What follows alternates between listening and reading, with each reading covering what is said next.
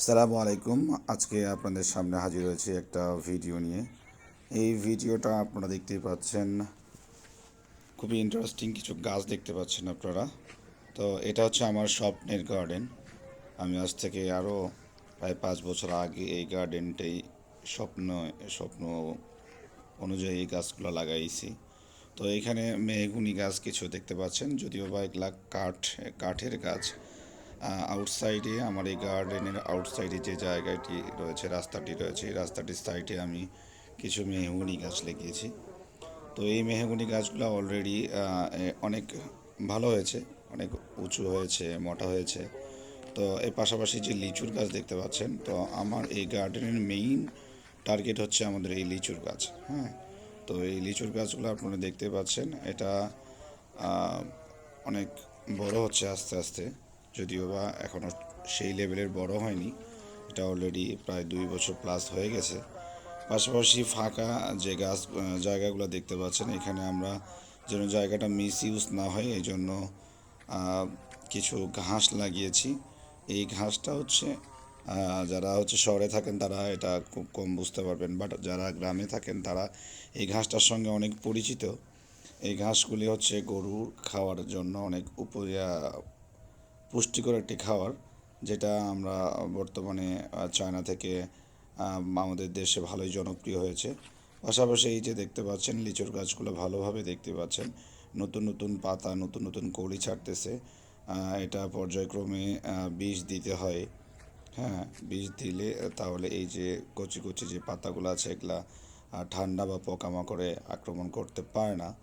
তো দেখতেই পাচ্ছেন আমার পুরা জায়গাটা কত সুন্দর ঘাস হয়েছে। আরেক সাইডে বড় বড় দেখা যাচ্ছে, এগুলা পর্যায়ক্রমে একদিক থেকে কাটলে আরেক দিকের গুলা বড় হয়ে যায়। তো আমাদের কিছু গরু রয়েছে যেগুলাতে আমরা এই ঘাসগুলো কেটে কেটে এই গরুগুলোকে খাওয়াই। আপনারা লিচুর গাছগুলোই আমাদের হচ্ছে মেইন টার্গেট। এখানে প্রায় আমাদের 40+ লিচুর গাছ রয়েছে। তো আমরা চাই যে হচ্ছে এই লিচুর গাছগুলোকে সুন্দর করে পরিচর্যা করি, বীজ দেওয়া থেকে শুরু করে পানি দেওয়া থেকে শুরু করে ইচ অ্যান্ড এভরি অনেক পরিশ্রম করতে হয়। যারা ফিজিক্যালি গার্ডেন করেছেন আসতেছি ওয়েট। তারা এটা ভালো বুঝতে পারবেন। এই যে সাইড দিয়ে আপনারা আরেকটা দেখতে পাচ্ছেন, কিছু জায়গা আমার সাইটে মিস ইউজ হয়, যেটা একটু নদীর সাইটে বলা যায়।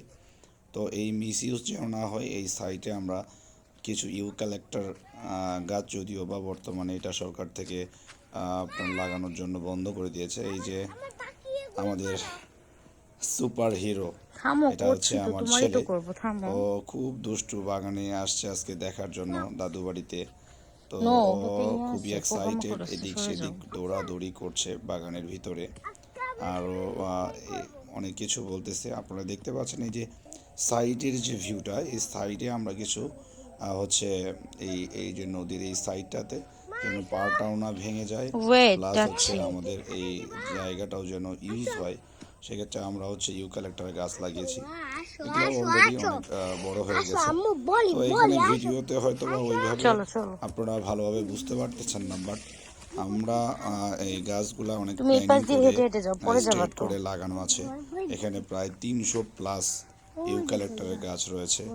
আপনারা দেখতে পাচ্ছেন এই যে লিচুর গাছগুলোই হচ্ছে আমাদের ফার্স্ট মাস্টার প্ল্যান, যেন কি 10 বছর লাগতেছে? পরে আমরা এই সব কাঠের গাছ কার কেটে গাছ দিয়ে এগুলো? শুধুমাত্র লিচুর তোমার? গার্ডেনটাই হচ্ছে তোমার না তো স্টেবল মা? থাকবে।